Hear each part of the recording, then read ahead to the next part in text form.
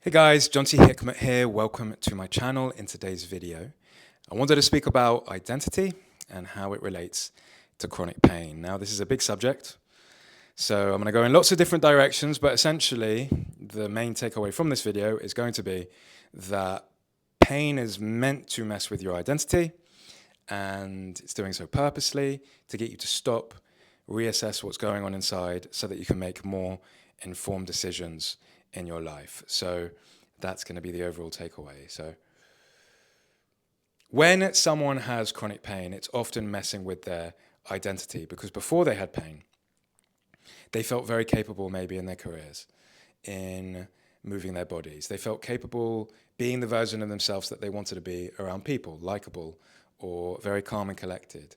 And then when pain came into their life, suddenly they don't feel capable anymore.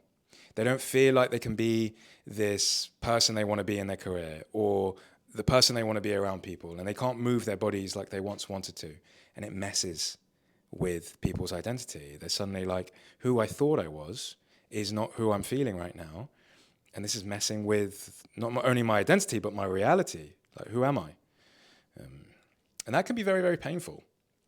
It can be painful to suddenly not feel like who we want to feel like anymore. And not to mention, obviously, the actual pain of pain. That can be very painful to feel as well.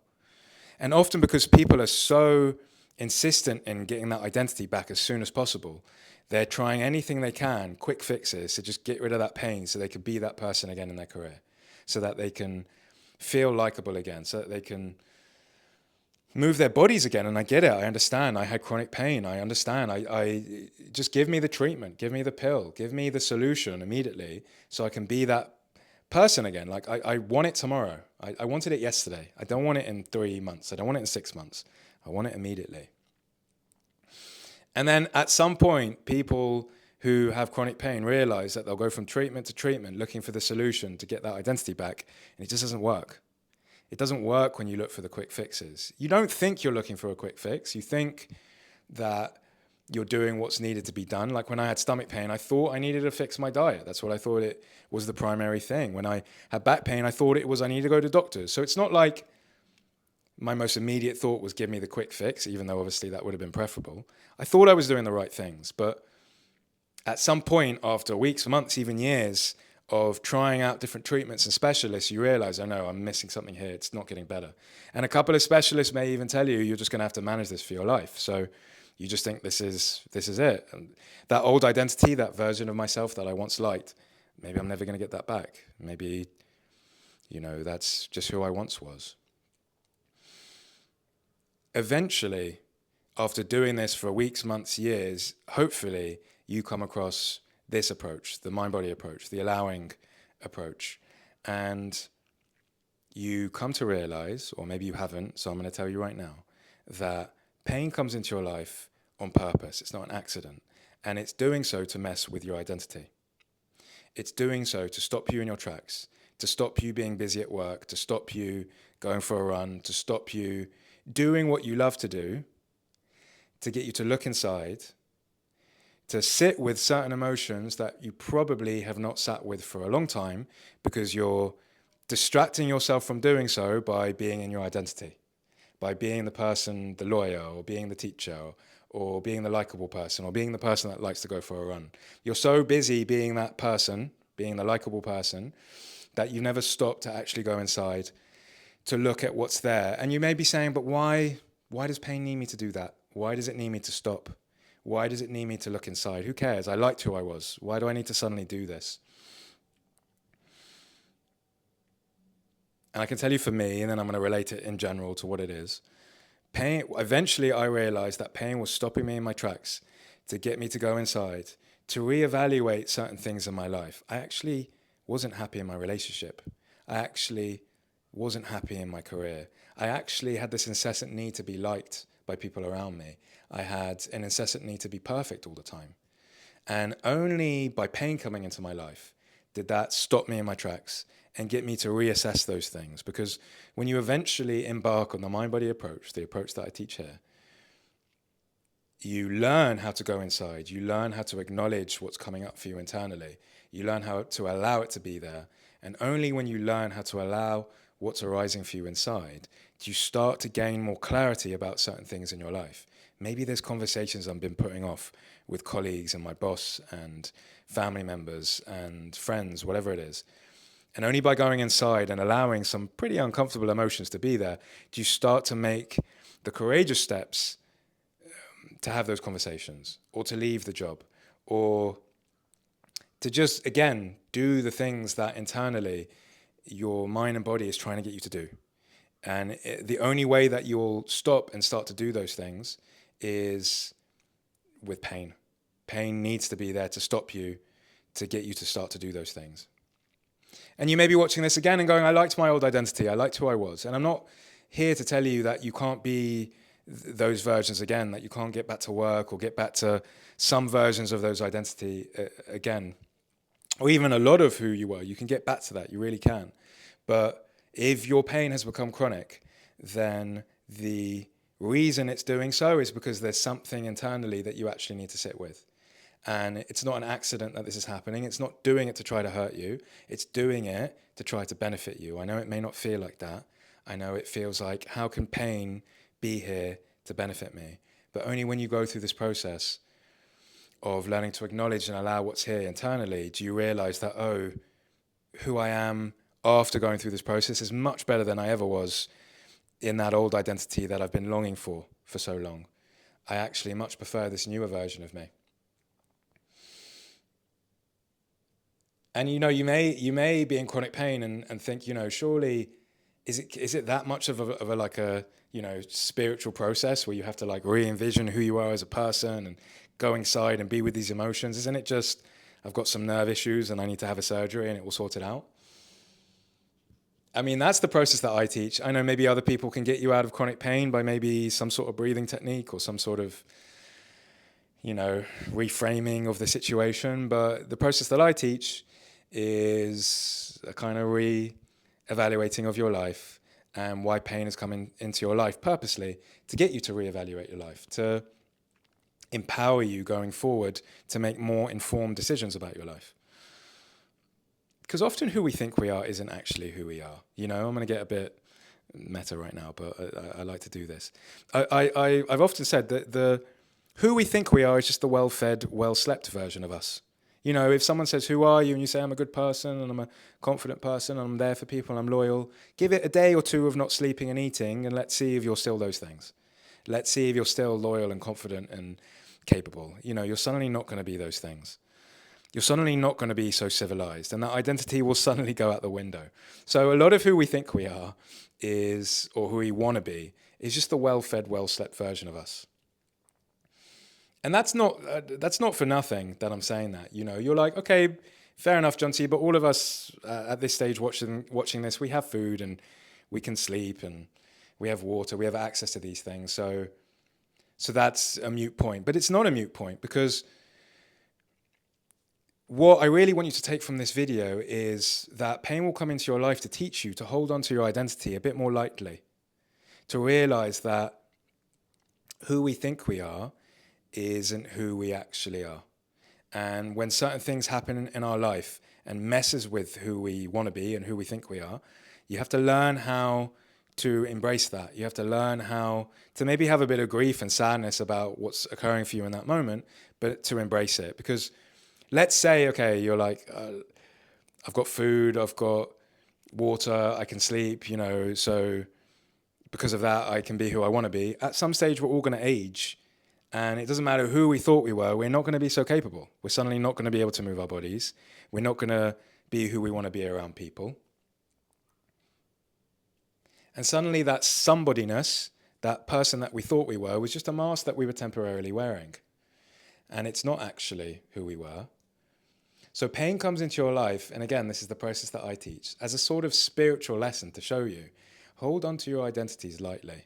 If you hold on too strictly, then pain will just keep perpetuating, because you'll keep longing for that old version of you to the point that you won't actually sit and stop and allow whoever you need to be right now in this healing process to be.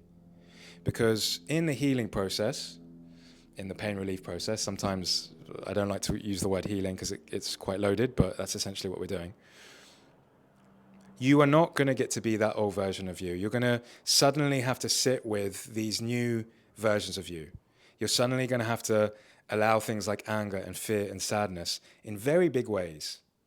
You know, when we learn to allow these emotions internally, it's not like we allow them and then they come up a bit and then they go. No, it's going to make the body gyrate. It's going to make you feel very uncomfortable in your meditations and your journaling. It's going to get much bigger. It's going to make you cry in ways that you haven't cried before. It's going to make you afraid in ways that you've just been burying for years and years. You're not going to feel like that identity that you wanted to. You're going to feel like a bit of a mess. You're not going to feel civilized. You're not going to feel in control. But it's purposeful. It's purposely happening to show you, even in that state, even in that messiness, you can hold that in safety. You can be that version of you. You can have a tantrum. You can cry uncontrollably. You can shake uncontrollably. You can be unlikable. You know, when in this process we get people to write unsent letters and to say all the things they never would say out loud in the journal.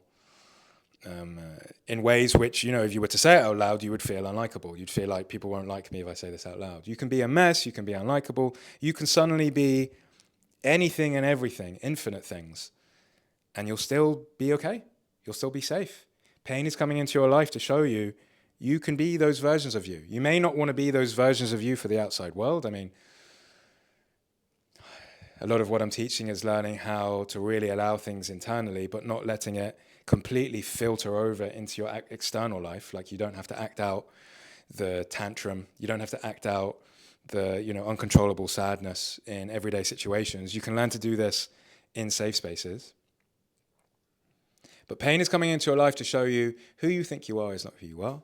If you hold on to it too strongly, the moments that it gets messed with, you're going to resist, you're not going to like it, and pain will just perpetuate. You need to learn how to let go of identity. Even what I'm doing for a living, I love what I do for a living. I love helping people through this. One day, I may very well not be doing this for a living.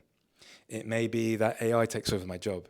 It may be that, I don't know, at some point I don't feel as thrilled to do it and I feel like I want to do something else. And who I think I am, the chronic pain specialist, the meditation teacher, it may suddenly get messed with and suddenly I'm doing something else. I'm a gardener, or I don't know what I want to do next and I just feel a bit unnerved. Or AI really takes my job and I haven't saved enough money and suddenly I'm destitute again and I have to work in a supermarket. Not that there's anything wrong with working in a supermarket. But who I think I am and who I like being right now is going to get messed with. And if I resist that and I struggle with that in some way, there's a good chance pain will come into my life in some way, you know. I digress. Pain is coming into our life. It's messing with your identity. It's meant to. A good lesson from this, if you go down the approach that I teach, the mind-body approach, the allowing approach, is that it's doing so on purpose. It's doing you to stop, to learn how to sit with emotions, to allow them to be there. When you allow emotions to be there, they'll often get bigger. They won't feel comfortable, but they'll teach you how to be out of control and still feel safe. They'll teach you how to be in the messiness. They'll teach you how to feel uncertain and still feel safe.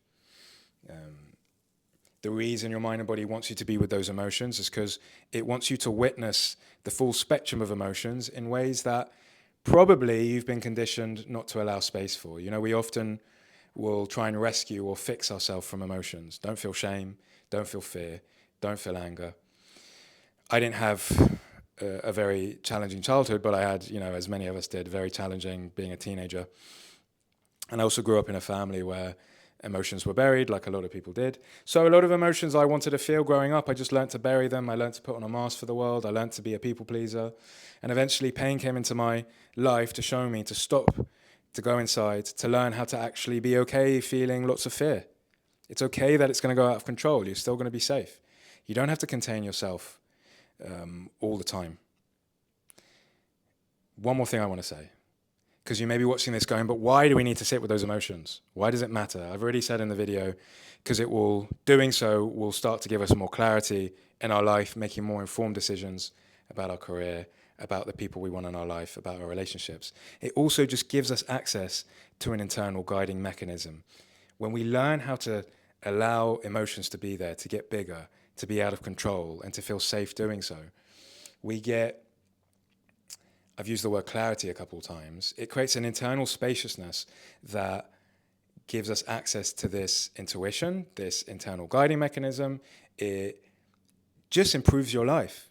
I spent so many years trying to get back to this old identity that I once thought I was. And only when I went through this process and I let myself really sit with what was there, I let myself let go of the old identity, did I become a new, better version of myself.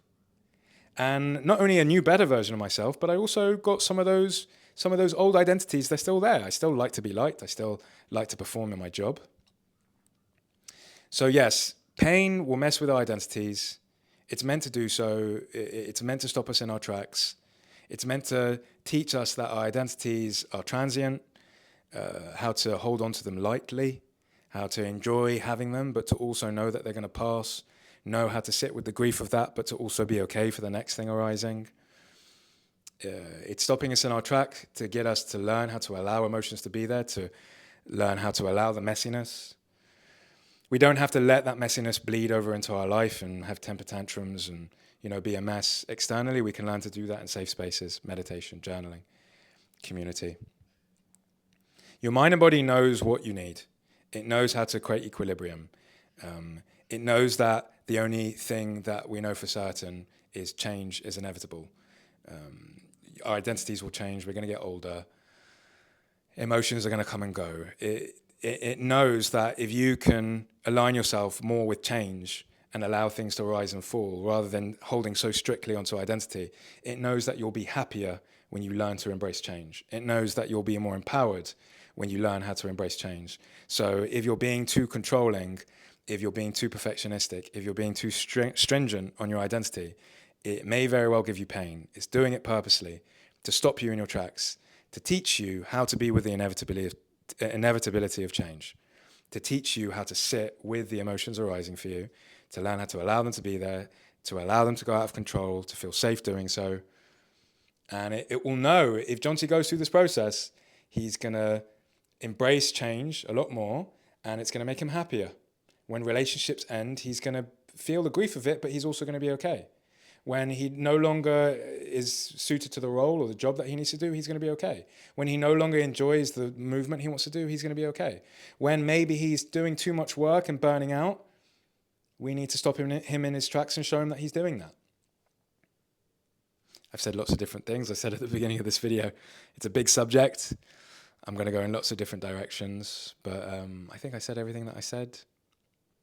Pain is coming into our life to teach us how to hold onto identities a bit more lightly, because we're not who we think we are.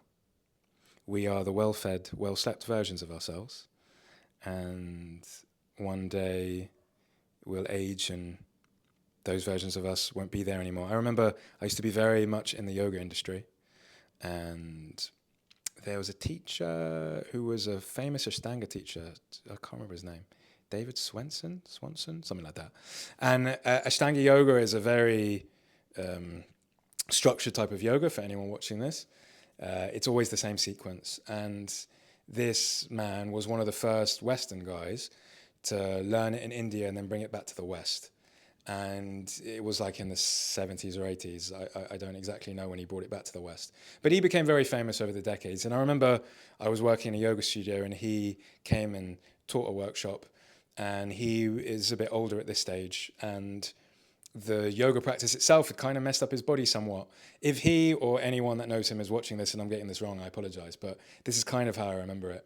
And I don't know what he believes now, but I just want to say what I think I recall him saying. And he said that, he did all these movements for a long time, and Ashtanga yoga is very strong. It's a very strong practice, and it requires you to really move your knees and elbows in positions that feel quite unnatural to the body.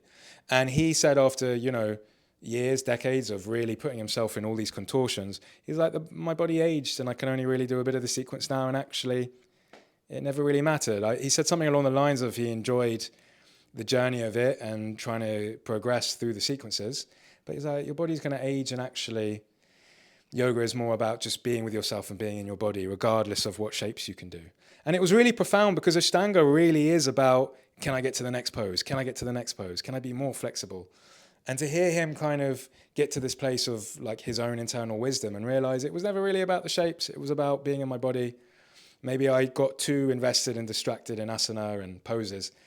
And only by becoming a bit older, wiser, did he realize, no, he just does a couple of sequences now or a couple of poses. And he was just more cheery about it. He didn't need to get to the next pose because the body is going to decay. So again, if you're someone that does Ashtanga yoga, and I've butchered that, I apologize.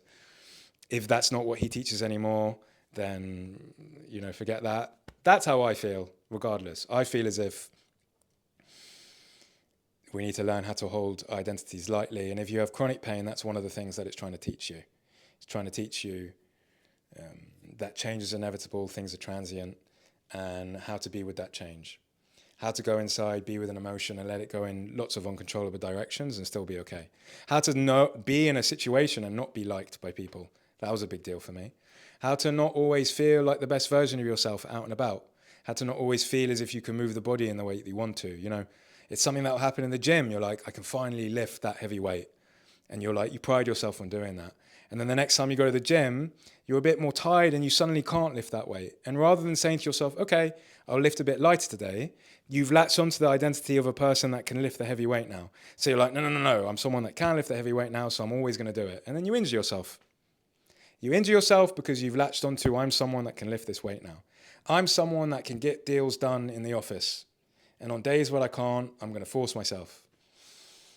Anyway, I could go on about this forever. Thanks for watching. If you have any questions, leave them below in the YouTube, or if you're watching this in my community, then feel free to ask questions. That's it. Pain has come into your life to teach you how to hold onto your identity lightly. Thanks for watching.